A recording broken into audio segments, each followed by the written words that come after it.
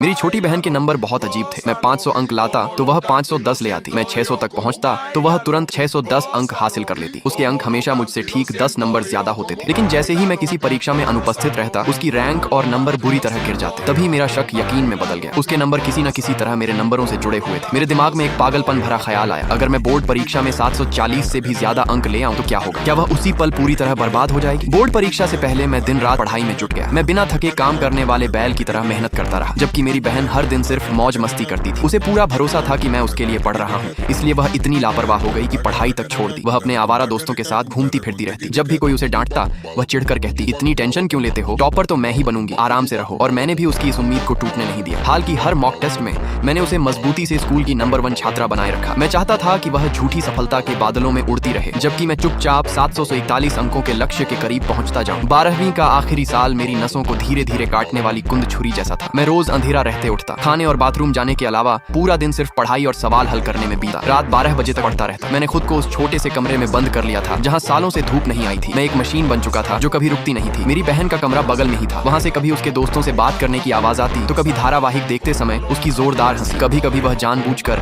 आवाज बहुत तेज कर देती, मानो अपनी आजादी का प्रदर्शन कर रही हो। लेकिन मुझे कोई फर्क नहीं पड़ता था। मैंने हर तरह के शोर को अनदेखा करना सीख लिया था। मेरे दिमाग में सिर्फ एक ही आवाज गूंजती रहती थी, 721 अंक। ये संख्या मेरे दिल में घड़ी हुई कील जैसी थी। जब भी हार मानने का मन करता, मैं उसी दर्द को याद करता और फिर से खुद को संभाल लेता। मार्च आते आते लिन शियाओ शियाओ मेरे कमरे में बार बार आने लगी। शुरुआत में मैंने ध्यान नहीं दिया, मुझे लगा वह कोई सामान ढूंढने आती होगी। लेकिन बाद में मुझे महसूस हुआ कि उसकी नजरें बदल गई हैं। वह मुझे परखती और शक भरी निगाहों से देखती थी। एक दिन मैं गणित का कठिन सवाल हल कर रहा था। वह मेरे पीछे खड़ी होकर काफी देर तक मेरी कॉपी देखती रही। उसने पूछा, आजकल इतनी मेहनत क्यों कर रहे हो? मैंने सिर भी नहीं उठाया। बस परीक्षा करीब है, मेहनत तो करनी ही पड़ेगी। वह थोड़ा और पास आई, लेकिन तुम पहले कभी इतने गंभीर नहीं थे। मेरे दिल की धड़कन एक पल को तेज हुई, लेकिन चेहरे पर कोई भाव नहीं आने दिया। मैंने थकी हुई आवाज में कहा, क्या करूं? माँ पापा ने कहा है कि अगर 985 यूनिवर्सिटी में दाखिला नहीं मिला तो खर्चा बंद कर देंगे। ये सुनते ही उसके चेहरे का तनाव गायब हो गया, यहाँ तक कि उसके होंठों पर हल्की हंसी भी आ गई। तुम और 985 यूनिवर्सिटी सपना देखो। इतना कहकर वह मुड़ गई। जाते जाते भी ताना मारना नहीं भूली, ज्यादा मेहनत मत करो, आखिर में टॉपर तो मैं ही बनूंगी। मैंने कोई जवाब नहीं दिया। दरवाजा बंद होने के बाद ही मैंने फिर से कलम उठाई। मेरे होंठों पर हल्की मुस्कान आ गई। बहुत अच्छा, ऐसे ही मुझे कम आंकती रहो। जितना कम आंकोगी